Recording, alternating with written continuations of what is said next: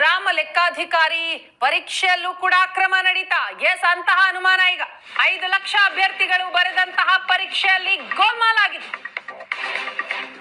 Village accountant ಪರೀಕ್ಷೆಯಲ್ಲಿ ಅಕ್ರಮದ ಆರೋಪ ಕೇಳಿ ಬರ್ತಾ ಇದೆ. PSI ಆಯ್ತು, ಗ್ರಾಮ ಲೆಕ್ಕಾಧಿಕಾರಿ ಪರೀಕ್ಷೆಯಲ್ಲೂ ಕೂಡ ಅಕ್ರಮವಂತೆ. ವಿಲೇಜ್ ಅಕೌಂಟೆಂಟ್ ಪರೀಕ್ಷೆಯಲ್ಲಿ ಅಕ್ರಮ ಆಗಿದೆ ಅನ್ನೋ ಆರೋಪ ಕೇಳಿ ಬರ್ತಾ ಇದೆ. ಹಾಯ್ ಸ್ನೇಹಿತರೆ, ಎಲ್ಲರಿಗೂ ನಮಸ್ಕಾರ. ಸ್ಮಾಲ್ ಇನ್ಫಾರ್ಮೇಷನ್ ಕನ್ನಡಿಗ ಯೂಟ್ಯೂಬ್ ಚಾನಲ್ಗೆ ಸ್ವಾಗತ. 1000 ಗ್ರಾಮ ಲೆಕ್ಕಾಧಿಕಾರಿ ಹುದ್ದೆಗಳಿಗೆ ಸಂಬಂಧಿಸಿದಂತೆ ತುಮಕೂರಿನ 1:3 ಅನುಪಾತದಲ್ಲಿ ಆಯ್ಕೆ ಪಟ್ಟಿಯನ್ನು ಪ್ರಕಟಿಸಲಾಗಿದೆ. ಇಲ್ಲಿ ಬೇಸರದ ಸಂಗತಿ ಏನೆಂದರೆ ಇದಕ್ಕೂ ಅಕ್ರಮದ ಬಿಸಿ ತಟ್ಟಿದೆ. ಈಗ ಮೊದಲು PSI ಆಯಿತು,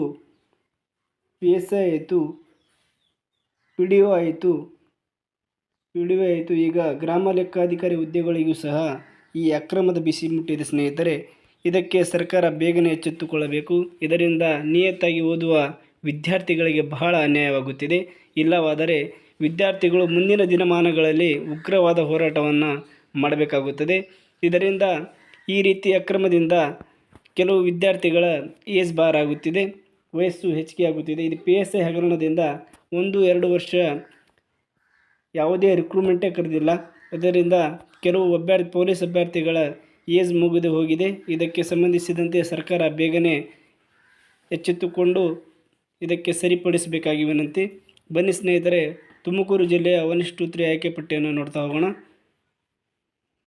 ಇಲ್ಲಿ ತುಮಕೂರು ಜಿಲ್ಲೆಗೆ ಸಂಬಂಧಿಸಿದಂತೆ ಕ್ಯಾಟಗರಿ ವೈಸ್ ಈ ರೀತಿಯಾಗಿರುತ್ತದೆ. ಬನ್ನಿ ನೋಡ್ತಾ ಹೋಗೋಣ.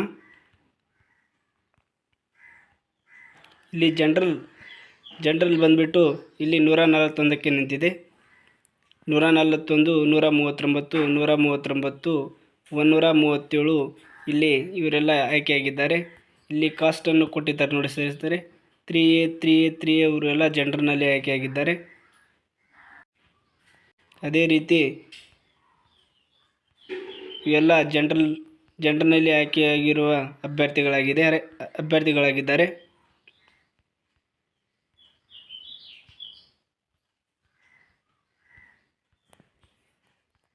ಇಲ್ಲಿ ಕ್ಯಾಟಗರಿ 1 128ಕ್ಕೆ ನಿಂತಿದೆ.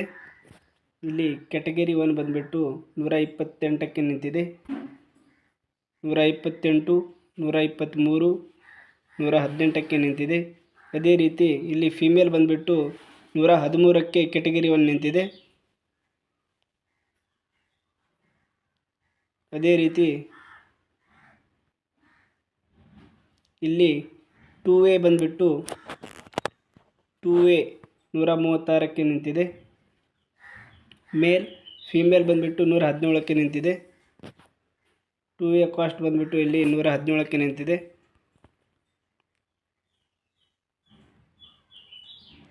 ಅದೇ ರೀತಿ ಸ್ನೇಹಿತರೆ, ಈ ರೀತಿ ಅಕ್ರಮಗಳು ಕಂಡಾಗ ಓದುವ ವಿದ್ಯಾರ್ಥಿಗಳಿಗೆ ಬಹಳ ನೋವಾಗುತ್ತದೆ. ತಿಂಗಳಗಟ್ಟಲೆ 6-7 ತಿಂಗಳ ಲೈಬ್ರರಿಯಲ್ಲಿ ಕುಂತು ಓದಿ ಅವರ ಕಷ್ಟಗಳನ್ನು ಕೇಳೋರು ಯಾರಂತ ಈಗ ಬಹಳ ನೋವಿನ ಸಂಗತಿ. ಇದಕ್ಕೆ ಸರ್ಕಾರ ಕೂಡಲೇ ಎಚ್ಚೆತ್ತುಕೊಳ್ಳಬೇಕು. ಇಲ್ಲಿ 2B ಬಂದುಬಿಟ್ಟು 118ಕ್ಕೆ ನಿಂತಿದೆ. 2B ಕಾಸ್ಟ್ ಬಂದುಬಿಟ್ಟು 118. ಫಿಮೇಲ್ 117ಕ್ಕೆ ನಿಂತಿದೆ. ಅದೇ ರೀತಿ 3A ಬಂದುಬಿಟ್ಟು 129, ಫಿಮೇಲ್ 118ಕ್ಕೆ ನಿಂತಿದೆ. 3B ಕಾಸ್ಟ್ ಬಂದುಬಿಟ್ಟು 133ಕ್ಕೆ ನಿಂತಿದೆ. ಮೇಲ್ ಮತ್ತು ಫಿಮೇಲ್ 114ಕ್ಕೆ ನಿಂತಿದೆ.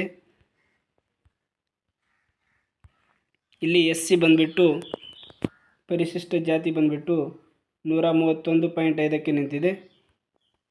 ಫಿಮೇಲ್ ಬಂದುಬಿಟ್ಟು SC ಕಾಸ್ಟ್ ಫಿಮೇಲ್ ಬಂದುಬಿಟ್ಟು 119ಕ್ಕೆ ತುಮಕೂರು ಜಿಲ್ಲೆಯ ಫಿಮೇಲ್ ಮಹಿಳಾ ಅಭ್ಯರ್ಥಿಗಳ ಪಟ್ಟಿ 119ಕ್ಕೆ ನಿಂತಿದೆ.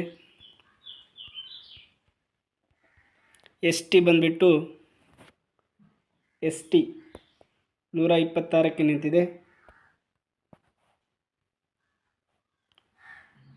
ಇಲ್ಲಿ ಫಿಮೇಲ್ ಬಂದುಬಿಟ್ಟು ST ಹೊಡೆದು 112ಕ್ಕೆ ನಿಂತಿದೆ. ಈ ರೀತಿ ಲಿಸ್ಟನ್ನು ಪ್ರಕಟಿಸಲಾಗಿದೆ.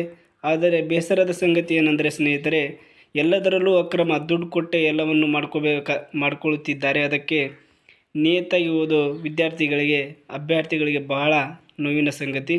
ಇದಕ್ಕೆ ಸರಿಯಾದ ಕ್ರಮವನ್ನು ಸರ್ಕಾರ ತಗೊಳ್ಬೇಕಾಗಿದೆ. ಇಲ್ಲಾಂದರೆ ಮುಂದಿನ ದಿನಗಳಲ್ಲಿ ವಿದ್ಯಾರ್ಥಿಗಳಿಂದ ಉಗ್ರವಾದ ಹೋರಾಟ ಮಾಡಬಹುದು. ಅದಕ್ಕೆ ದಯವಿಟ್ಟು ನಿಯತ್ತಾಗಿ ನಡೆಸ್ರಪ್ಪ ಅಂತ ನಾವು ಕೇಳ್ಕೊಳ್ತೀವಿ.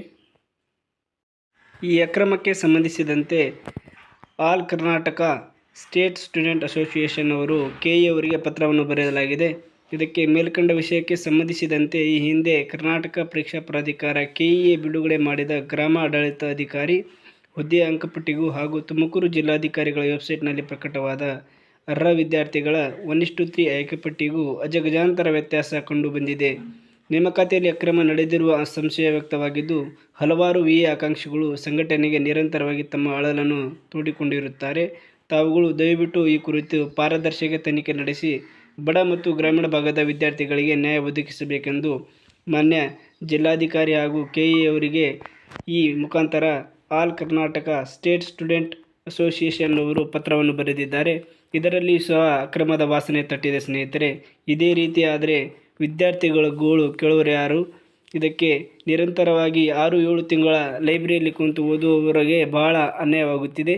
ಇದಕ್ಕೆ ಸರ್ಕಾರ ಬೇಗನೆ ಕ್ರಮವನ್ನು ಕೈಗೊಳ್ಳಬೇಕಾಗಿ ವಿನಂತಿ. 72 ಅಭ್ಯರ್ಥಿಗಳಿಗೆ ಹೆಚ್ಚುವರಿ ಅಂಕ ನೀಡೋದ್ರ ಮೂಲಕ ಅನುಕೂಲ ಮಾಡಿಕೊಡಲಾಗಿದೆ. ಬೆಂಗಳೂರು ಸೇರಿ ಎಲ್ಲ ಜಿಲ್ಲೆಗಳಲ್ಲೂ ಅಕ್ರಮ ಆಗಿದೆ ಅಂತ ಆರೋಪ ಈಗ ಕೇಳಿಬರ್ತಾ ಇದೆ. ಅಖಿಲ ಕರ್ನಾಟಕ ವಿದ್ಯಾರ್ಥಿ ಸಂಘಟನೆಯಿಂದ ಈ ಕುರಿತಾಗಿ ದೂರು ದಾಖಲಾಗಿದೆ.